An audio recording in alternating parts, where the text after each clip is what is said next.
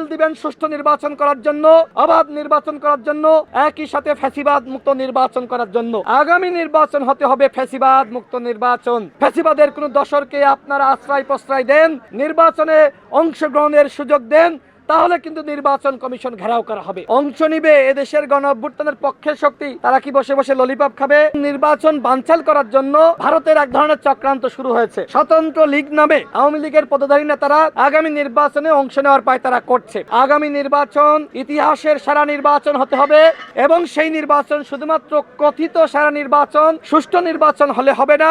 আগামী নির্বাচন হতে হবে ফ্যাসিবাদ মুক্ত নির্বাচন। কোন ফ্যাসিবাদের দোসর আগামী নির্বাচনে অংশ নিতে পারবে না। আমি যতটুকু জানতে পেরেছি যে নির্বাচন কমিশন যে সুষ্ঠু নির্বাচন জাতিকে উপহার দিতে চায়, সেই নির্বাচনকে বাধা দেওয়ার জন্য এবং নির্বাচন বানচাল করার জন্য ভারতের এক ধরনের চক্রান্ত শুরু হয়েছে। স্বতন্ত্র লীগ নামে আওয়ামী লীগের পদধারী নেতারা আগামী নির্বাচনে অংশ নেওয়ার পায়তারা করছে। তো এখন এই যে পরাজিত শক্তির নেতারা আগামী নির্বাচনে তারা অংশ নিবে এদেশের গণ অভ্যুত্থানের পক্ষের শক্তি, তারা কি বসে বসে ললিপপ খাবে? সুতরাং আগামী নির্বাচনে পরাজিত শক্তির কোন নেতা, আওয়ামী লীগের পদধারী কোন নেতা, ফ্যাসিবাদের কোন দশর নির্বাচনে অংশ নিতে পারবে না। তাহলেই আগামী নির্বাচন হবে সুষ্ঠু নির্বাচন। অন্যথায় নির্বাচন কমিশন যদি বসে বসে দেখে যে স্বতন্ত্র লীগের নেতারা, আওয়ামী লীগের পদধারী নেতারা নির্বাচনে অংশ নিচ্ছে, আমরা কিন্তু বসে বসে দেখবো না। দায়ভার নির্বাচন কমিশনকে নিতে হবে, দায়ভার সরকারকে নিতে হবে।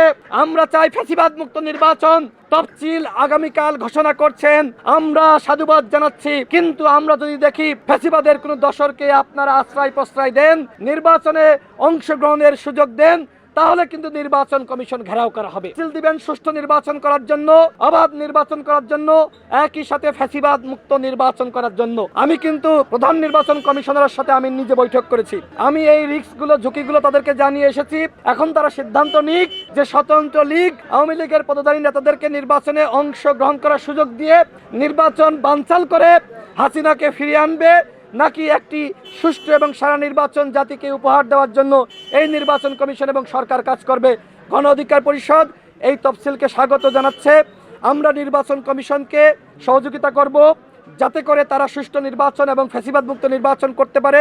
আমাদের পক্ষ থেকে শতভাগ আমরা সেই সহযোগিতা করার জন্য আমরা প্রস্তুতি গ্রহণ করেছি, নেতাকর্মীদের নির্দেশনা দিয়েছি যাতে করে তারা সরকার এবং নির্বাচন কমিশনকে সহযোগিতা করে একটি সুষ্ঠু নির্বাচন, ফ্যাসিবাদ মুক্ত নির্বাচন যাতে জাতিকে সরকার এবং নির্বাচন কমিশন উপহার দিতে পারে।